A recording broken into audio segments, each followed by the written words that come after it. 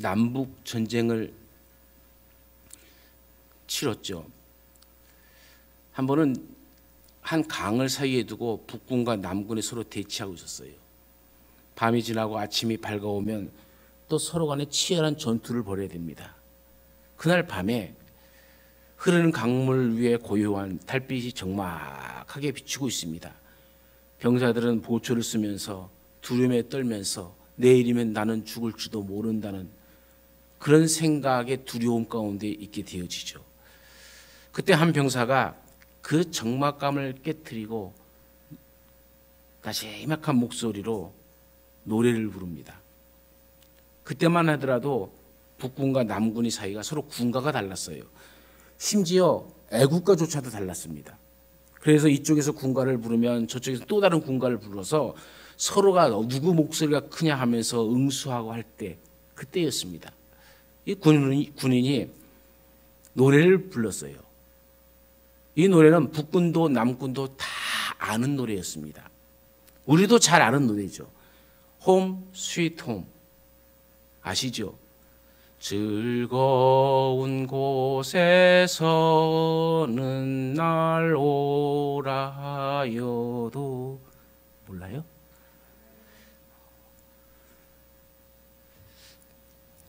이 노래가 이 적막한 중에 조용히 울려지자 옆에 사람도 또 옆에 사람도 점점 그 노래를 같이 부릅니다. 짤막한 노래지만 그 노래를 계속 부르니까 나중에는 건너편에 강 건너편에 있는 사람들도 같이 따라 부르기 시작합니다. 같이 따라 부르는데 얼만큼 불렀냐면은 밤새도록 이 노래만 불렀어요. 그리고 아침이 해가 딱 떠오르니까는 군인들은 자기들의 무게를 내려놓고 이 노래를 부르면서 서로 우리가 전쟁을 왜 하는지, 이 전쟁의 필요가 뭐가 있는지 하면서 다 총을 내려놨다는 얘기예요. 그들은 다시 근본으로 돌아갔습니다. 왜 우리가 싸워야 하는가? 따지고 보면 우리는 한 형제자매 아닌가? 이 사실을 이 노래 한 곡을 통해서 깨닫게 되어진 것이죠. 오늘 본문 3절에도 우리에게 이렇게 말씀해 주죠. 평화 안에 매는 줄로 성령의 하나 되게 하신 것을 힘써 지키라. 바울은 우리에게 너희가 하나가 되리라 이렇게 말씀하지 않았어요. 우리는 이미 하나가 되었다라고 말씀하고 있는 거죠. 우리 모두는 그리스도 예수 안에서 하나가 되었습니다. 하나님 안에서 한 형제요 한 자매들인 줄로 믿습니다. 성령께서 이미 하나가 되게 하신 것을 우리는 힘써 지켜야 할 거룩한 사명이 있는 것이죠. 왜냐하면 우리가 하나 된 것을 깨트리는 순간 하나님께서 우리를 하나 되게 하시고 성령께서 우리를 하나 되게 하신 것을 깨트리는 순간에 우리는 마귀의 자녀가 되어지는 겁니다. 그리고 이 악한 세력, 마귀의 세력은 계속 우리가 하나 된 것을 깨트리기 위해서 우는 사자와 같이 달려드는 겁니다. 오늘 본문에 기록되어 있는 이 에베소서는 우리에게 굉장히 중요한 성경입니다. 왜 중요한 성경이냐면은 이 에베소서는 교회론에 대해서 우리에게 알려주기 때문에 그래요. 이러면 성경에서 말하는 교회가 무엇입니까? 이렇게 우뚝 서 있는 건물입니까? 이 예배당 건물을 교회라고 하지 않습니다. 교회란 하나님의 부르심을 받은 그 사람들의 모임, 다시 말하면 우리 지체가 교회란 얘기죠. 우리 이것을 다 압니다. 모르는 사람은 없습니다. 중요한 건 지키지 않는다는 거예요. 그러게 되기 위해서 힘쓰지 않는다는 겁니다. 에베소서 전반부의 1장과 3장에서는 교회에 대한 교리편이라면은 후반부 4장부터 6장까지는 이 교회를 어떻게 우리가 섬겨야 되고 어떻게 지켜나갈 것인가에 대한 실천편입니다. 즉 하나님의 부르심을 받은 우리들이 교회 안에서 신앙생활을 어떻게 해야 되느냐, 그것이 오늘 4절부터 시작하는 것, 오늘 이 4장부터 시작하는 것이죠.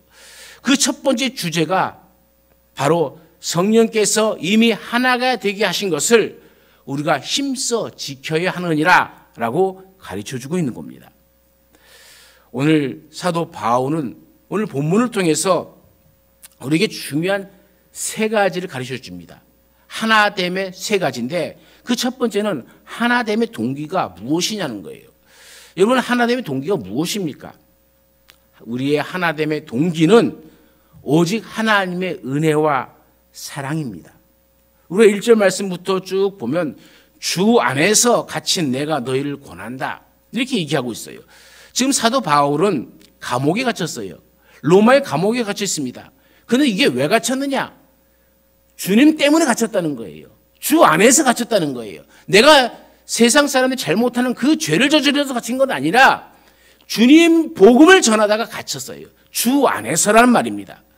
그리고 바울은 지금 순교를 앞두고 있습니다. 그런 시점에 붓을 들고 에베소 교인들을 향하여 권면의 편지를 씁니다. 그가 3년 동안이나 머물면서 친히 양육했던 에베소 교인들, 바울이 가장 오래 머물고 가장 사랑을 많이 드렸던 교회가 에베소 교회입니다. 눈물을 흘리면서 정말 마지막 유언과 같은 이 강복한 심정으로 그들을 향해 권면합니다. 1절 하반부에는 이렇게 써 있죠. 너희가 부르심을 받은 일에 합당하게 행하여. 에베소 교인들에게 하나님의 부르심을 입은 자들이라는 것을 상기시킵니다. 왜 하나님이 우리를 불러주셨느냐? 그 얘기죠. 우리가 잘나서도 아니다. 어떤 인간적인 능력이 있어서도 아니다. 너희가 똑똑해서도 아니다라는 얘기예요.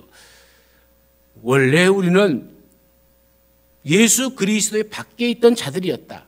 허물과 죄로 죽을 수밖에 없는 죄인들이었다. 전적으로 하나님의 은혜로 우리는 부르심을 받았다. 그 얘기입니다. 오늘 우리도 마찬가지 아닙니까? 우리가 잘나서 우리에게 어떤 공로가 있어서 하나님의 부르심을 받은 것이 결코 아닙니다. 우리는 전적으로 하나님의 은혜로 부르심을 입었습니다.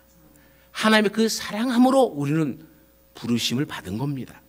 우리는 그래서 하나님 앞에서 아무 자랑할 것이 없어요. 교회 생활을 하면서 우리는 나 자신을 결코 드러내서는 안 됩니다. 내세워서는 안 됩니다. 오직 하나님의 은혜를 생각하면서 하나님의 은혜에 보답하는 심정으로 교회 안에서 우리가 해야 할 사명, 그 역할을 겸손하게 말없이 충성하는 것이 부르심을 입은 부름에 합당한 자의 모습입니다. 옛날 어느 숲속에 공작새 부부가 살았습니다. 하루는 그들에게 예쁜 딸이 태어났죠. 딸 공작새는 곱게 잘 자랐습니다. 그런데 어느 날 숲에 살고 있는 공작새 총각에게 시집을 가게 됐어요. 시집을 간 지 며칠이 안 돼서 딸 공작새가 풀이 죽은 채 친정으로 돌아왔습니다. 엄마 공작새가 걱정되어서 묻죠. 왜 그러느냐? 도대체 무슨 일이 있었느냐? 딸 공작새는 어미 공작새에게 하소연합니다. 엄마, 도무지 외로워서 살 수가 없어요. 숲의 새들도 다 나를 따돌리고 있어요. 그러니 내가 어떻게 살 수 있겠어요? 딸 공작새의 말을 들은 어미 공작새의 마음속에 무언가 잡히는 게 있었죠. 그래서 딸 공작새에게 묻습니다. 야, 너 아무 데서도 막 네 꽁지를 활짝 쫙 펴면서 뽐냈지? 어때? 엄마 말이 맞지? 딸 공작새는 그 소리를 듣고 어미 공작새에게 물어요. 엄마, 그 아름다운 꼬리는 우리 공작새에게만 있는 것이잖아요. 그러니 다른 새들에게 그것을 조금 펼쳐 보인다고, 조금 더 뽐낸다고 뭐 잘못된 게 있나요? 그때 어미 공작새가 한 이야기를 들려줍니다. 얘야, 잘 들어봐라. 내가 한 번은 숲속에서 사람들이 하는 이야기를 우연히 엿들은 적이 있다. 그때 어떤 사람이 자기 친구에게 점잖게 타이르는데, 여보게, 자네의 대화 가운데 자동차에 대한 이야기는 그만 좀 빼게나. 영국의 골퍼들 사이에는 젠틀맨 골프 상식이라는 것이 있어. 만일 좌중에 한 사람이라도 골프를 치지 않는 사람이 있다면 절대로 골프 얘기를 해서는 안 된다는 얘기야. 얘야, 이게 무슨 뜻인지 알겠니? 딸 공부학생은 알았다는 듯이 고개를 끄덕였습니다. 그리고는 다시 시집으로 갔어요. 그리고 다시는 풀이 죽은 채로 돌아오지 않았다는 얘기입니다. 왜냐하면 그때부터는 숲속에 있는 다른 새들과 잘 어울려 살았기 때문이죠. 우리는 예수 그리스도 안에서 하나가 되었습니다. 서로 사랑하고 아끼고 위로하고 격려해 주어야 할 모습이 그리스도인의 모습이 되어야 되죠. 그런데 그럼에도 불구하고 왜 우리가 신앙생활을 하는 가운데 갈등이 생깁니까? 왜 마음의 상처가 생길 때가 있습니까? 하나님의 은혜로 불려주셨음에도 불구하고 내가 무언가 잘난 것처럼 나를 내세우고 뽐내기 때문에 남을 짓밟아야 내가 올라가는 줄 착각하고 있기 때문에 이런 일이 벌어지는 것 아니겠습니까? 우리가 신앙생활하면서 내세울 곳이 무엇이 있습니까? 있다면 오직 한 가지. 우리 주 예수 그리스도의 십자가 외에는 자랑할 것이 없습니다.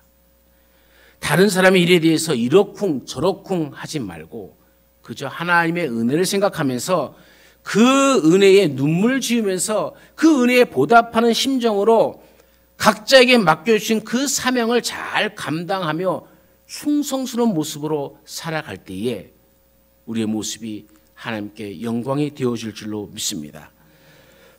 둘째로는 하나됨의 자세에 대해서 살펴봅니다. 우리가 하나됨을 지키기 위해서 우리에게 필요한 자세가 있어요. 여러분 가정생활을 한번 생각해 보십시오. 부부 사이는 틀림없이 하나입니다. 그럼에도 불구하고 왜 서로 사이에 금이 생깁니까? 아내가 이렇게 해주었으면 좋겠는데 또는 남편이 이 점을 고쳐줬으면 좋겠는데 나는 변하지 않고 그저 상대방이 바뀌기를 바라기 때문이죠.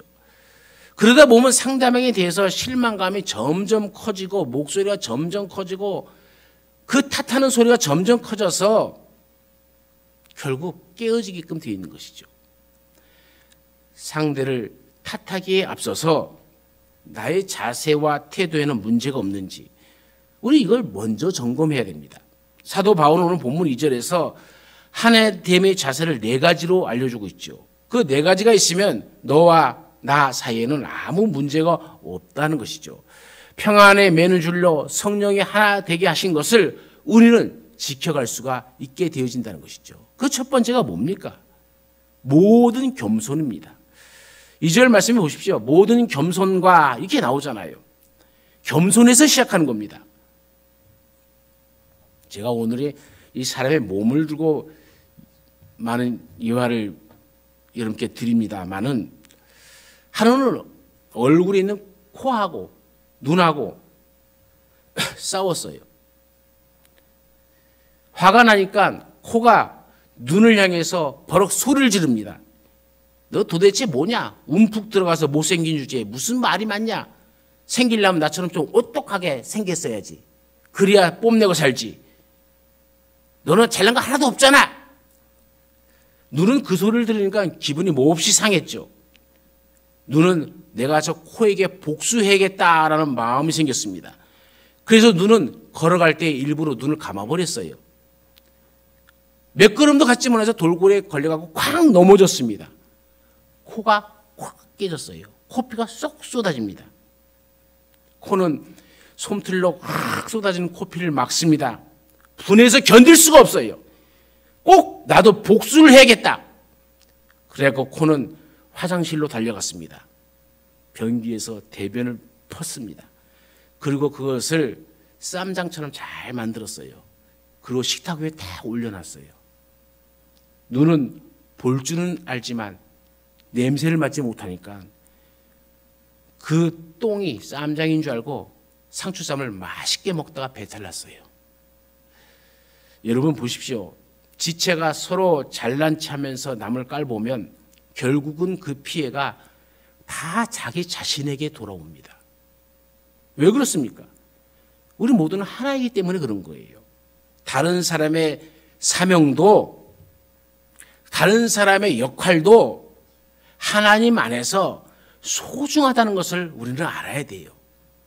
상대방이 부족하다고 생각하면 나도 역시 부족한 것입니다.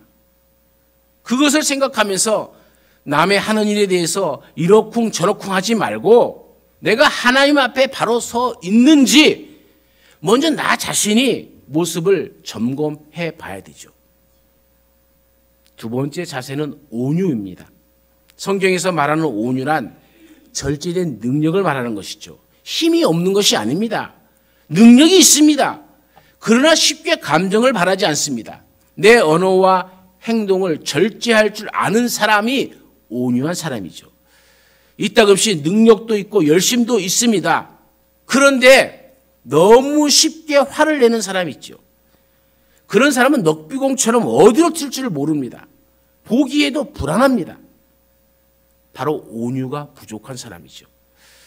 하는 어떤 사람이 톱을 가지고 가서 자기 왼쪽 발을 잘라버리겠다고 씩씩거려요. 사람들이 깜짝 놀라서 도대체 왜 그러냐고 그랬더니 이 못된 왼쪽 발이 오른쪽 발을 밟았다는 거예요. 그래서 오른쪽 발이 아프다는 거예요. 그러니까 왼쪽 발의 버르장머리를 고치겠다고 이 왼쪽 발을 잘라버리겠다고 얘기합니다. 그래야 몸의 기강이 바로 설 것이다 하면서 떠들어댑니다.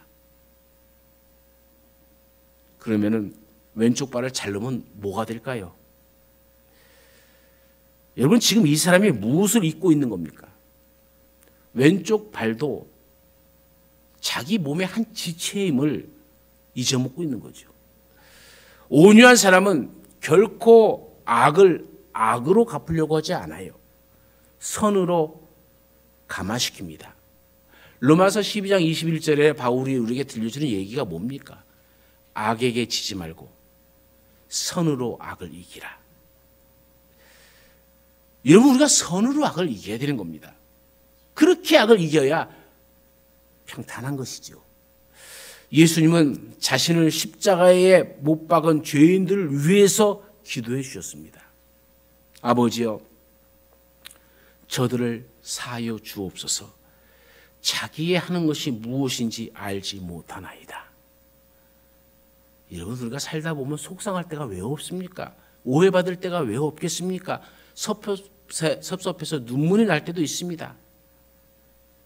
하지만 그럴지라도 우리 예수님의 온유하심을 생각하시면서 자기를 십자가에 못 박는 그 자들을 향해서 기도해 주신 것처럼 우리의 마음을 누그러뜨리고 상대방에 대해서 따뜻하고 부드러운 마음, 온유한 마음을 가질 수 있는 우리의 삶이 되어지길 간절히 축원합니다. 세 번째는 오래 참음이죠. 우리는 이따금씩 음식을 먹을 때 그만 이빨이 이 입안에 있는 혀를 꽉 깨물 때가 있어요. 그런 거 경험해 보셨습니까? 저도 가끔 경험합니다. 되게 아파요. 이게 아파가고 승질 난다고 이빨을 다 뽑아버릴까요? 내 다시는 이게 혀를 깨물지 못하게 할 거야 하면서 이빨을 다 뽑아버리면 어떻게 되겠습니까? 혀는 이에게 조심 좀 해 이렇게 당부할 수 있죠. 우리의 몸의 각 지체는 이 아픈 것을 치료하기 위해서 혀에 난 상처의 아픔을 공유합니다. 그리고 협력해서 혀의 상처를 치료해 주죠. 눈은 약이 어디 있는지 찾습니다.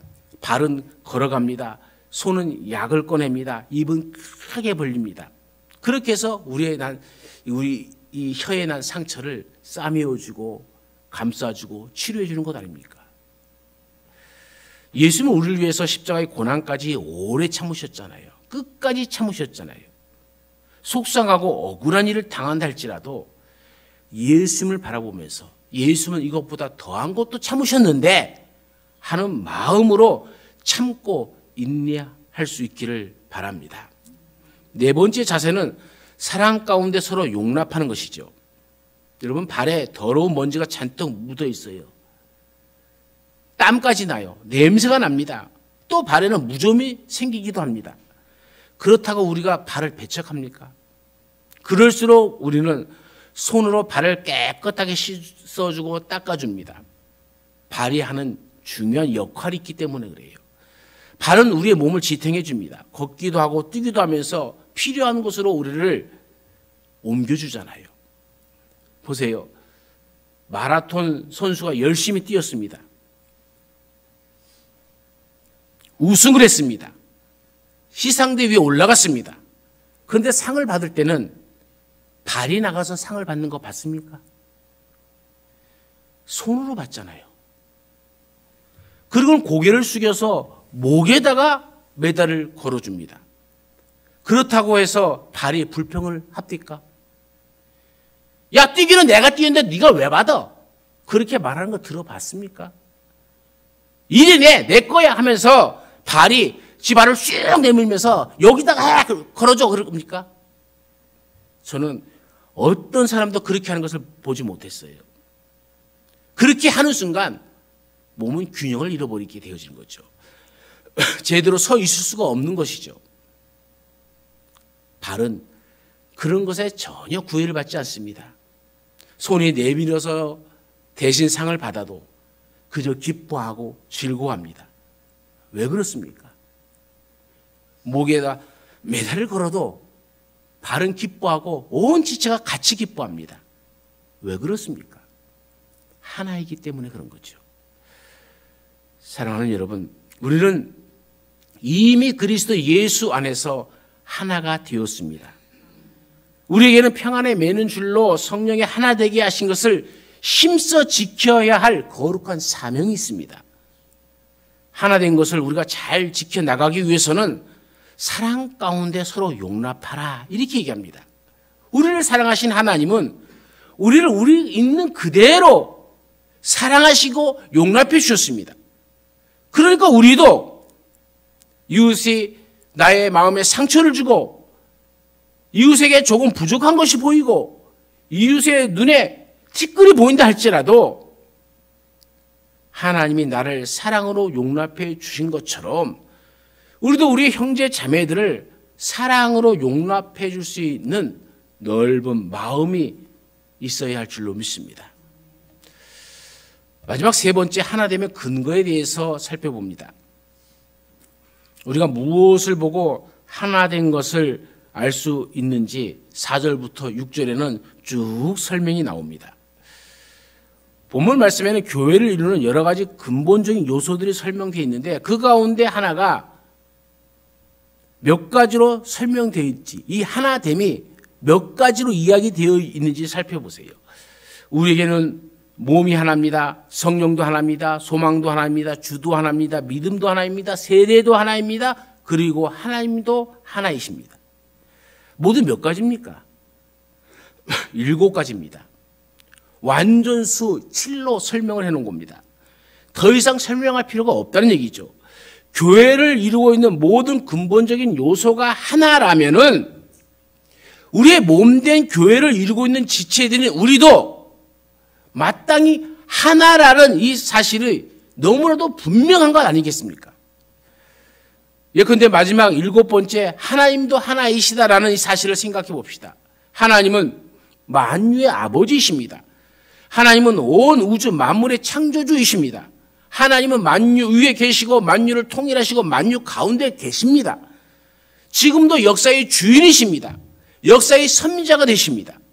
창조주 하나님, 역사의 주인 되신 하나님, 그 하나님을 여러분은 믿으십니까?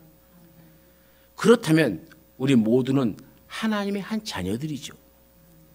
하나님 안에서 한 형제가 되었고 한 자매가 되었다는 사실은 너무나도 분명한 것 아닙니까?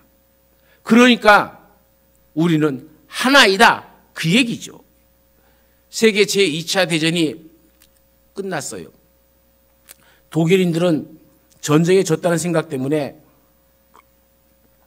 깊은 절망감에 빠졌습니다. 죄책감에서 헤어나오지도 못했죠. 수많은 사람을 죽였으니 그 죄책감에 시달리기도 했습니다. 전쟁에 대한 책임을 서로에게 떠맡기면서 서로가 서로를 정죄하고 있었죠. 그런데 그 가운데 계속해서 분열이 일어날 수밖에 없었습니다. 이러한 때에 스위스에 머물고 있던 한 독일 신학자가 스위스를 떠나서 자기 조국 독일로 돌아왔습니다. 칼 바르트라는 유명한 신학자였습니다. 그는 분열의 아픔을 겪고 있는 독일인들을 향해서 가는 곳마다 큰 소리로 외쳤어요. 여러분, 나는 창조주 하나님을 믿습니다. 역사의 주인 되신 하나님을 믿습니다. 여러분도 하나님을 믿습니까? 그렇다면 우리 모두는 하나님의 자녀들입니다. 그분 안에서 한 형제요 한 자매인 것입니다. 우리 이제 더 이상 서로 정죄하지 맙시다. 좀 더 따뜻하게 서로가 서로의 손을 꼭 잡아줍시다. 함께 일어섭시다. 그리고 새로운 조국을 건설합시다. 하나님의 도우심으로 우리는 반드시 새로운 조국을 건설할 수 있을 것입니다. 그는 이렇게 하나됨을 가는 곳마다 외쳤습니다. 모두가 그 말에 동감을 했습니다. 서로가 서로를 정죄하는 것을 그만두었습니다. 그들은 함께 손을 쥔 힘을 더 꽉 쥐게 되었습니다. 따뜻하게 손을 잡고서 함께 일어났습니다. 쓰러진 조국을 건설했습니다. 결국은 나인강의 기적이란 말이 탄생하는 놀라운 기적의 역사를 일으켰습니다. 마찬가지 아닙니까? 우리 모두는 그리스도 예수 안에서 하나가 되었습니다. 하나님이 우리 교회에 주신 시대적인 사명이 있습니다.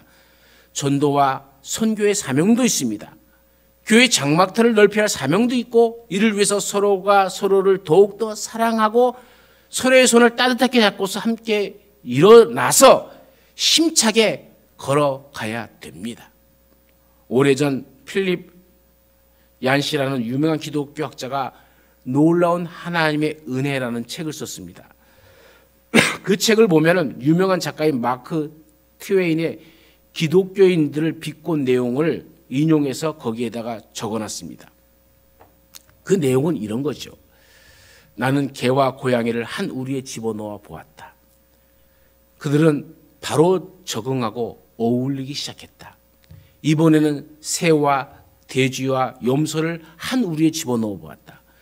그들도 얼마간의 적응 기간을 거치고 나서 친구가 되었다. 그런데 이번에는 침례교인과 장로교인과 천주교인을 한 방에 집어넣어 보았다. 그들 중에 살아남은 자는 아무도 없었다. 안 믿는 사람이 교회를 보고 비꼰 슬픈 이야기입니다. 너무나 안타까운 이야기죠. 이 세상에 완전한 사람이 누가 있겠습니까? 그런 우리들을 하나님은 그대로 불러주셨잖아요. 은혜로 불러주셨습니다. 잘난 사람 아무도 없습니다. 잘나봤자 얼마나 잘나고, 또 못났다고 또 얼마나 못났겠습니까? 하나님은 우리 모습 그대로 우리를 받아주셨잖아요. 우리의 형제가 우리 눈으로 보기에는 좀 부족할 수도 있죠. 흠이 있을 수도 있습니다. 나와 같지 않죠, 당연히. 얼마든지 그럴 수 있습니다. 어떻게 하나가 될 수 있겠습니까? 바울은 이렇게 얘기합니다. 믿는 자들이 하나가 되어야 된다. 우리가 하나님을 아버지라 부른다면 우리는 하나가 되어지는 것이 마땅하다. 하나가 되는 것이 하나님께서 우리를 부르신 근본 목적 중에 하나이다. 특히 교회를 세운 목적 중에 하나가 바로 우리가 하나 되는 것이다. 이게 바울이 우리에게 들려주는 얘기입니다. 그런데 이 하나 되는 것은 그냥 우리에게 주어지는 것이 아니라는 겁니다. 오늘 말씀에 보면 힘써 지키라 이렇게 얘기합니다. 최대한의 노력을 기울이라는 것이죠. 힘써서 지키지 않으면 이루어지지 않는 것이 하나됨이죠. 가만히 있으면 저절로 연합되는 것이 아닙니다. 힘을 써야 가능한 것이죠. 하나가 되는 것이 부르심에 합당한 삶을 사는 것이고, 또 하나가 되기 위해서는 가만히 있어서 되는 것이 아니라 최선을 다해서 힘써야 되는 것입니다. 이 영어 표현으로는 좀 더 정확하게 나옵니다. 성령의 하나됨을 지키기 위해서 모든 노력을 다 기울이라. 여러분, 우리가 하나 되기 위해서는 힘써 지켜야 됩니다. 모든 노력을 다 기울여서 그것에 투자해야 되는 것이죠. 이미 우리는 하나가 되었습니다. 한 주님을 고백하고 한 성령님을 모시고 하나가 되었습니다. 그리고 이제는 이 하나됨을 지키기 위해서 최선을 다해야 됩니다. 하나됨이라는 것은 새로 우리가 이루어지는 것이 아니라 성도라면 이미 성령께서 이루어 주신 그 일을 우리가 깨뜨리지 않기 위해서 힘써 지켜야 된다는 것이죠. 우리 모두가 그리스도 예수 안에서 하나가 되었다는 사실을 믿습니까? 서로 사랑으로 용납해 줄 수 있기를 간절히 바랍니다. 겸손과 온유와 오래 참음과 사랑으로 서로 용납하는 이 네 가지 자세가 우리에게 꼭 있기를 축원합니다. 그래서 우리 모두가 평안에 매는 줄로 성령의 하나 되게 하신 것을 힘써 잘 지키는 가운데 교회의 머리 대신 우리 주 예수 그리스도를 기쁘게 하고 또 우리를 불러주신 하나님 아버지를 크게 영화롭게 하는 하나님의 자녀들이 되어지기를 간절히 축원합니다. 언제나 우리 가운데 함께 하신 하나님, 부르심에 합당한 삶을 살고 있는지 다시 한번 돌이켜봅니다. 우리 심령 속에 겸손과 온유와 오래 참음과 사랑과 사랑 가운데 서로 용납함이 있는지 다시 한번 뒤돌아보며 하나님, 우리 형곡교회가 믿음 안에서 하나님 안에서 주 안에서 성령 안에서 하나가 되어서 평안에 매는 줄로 그 평안의 삶이 우리의 삶 속에 가득가득 채워지고 우리의 삶을 통해서 예수 그리스도를 더욱더 찬양하며 하나님의 영광이 드러나기를 간절히 원하옵나니 우리 가운데 이 은총을 더하시고 우리가 힘써 이것을 지켜나가는 백성들이 되게 하옵소서. 언제나 우리와 함께 하시는 예수님의 이름으로 기도드리옵나이다. 아멘.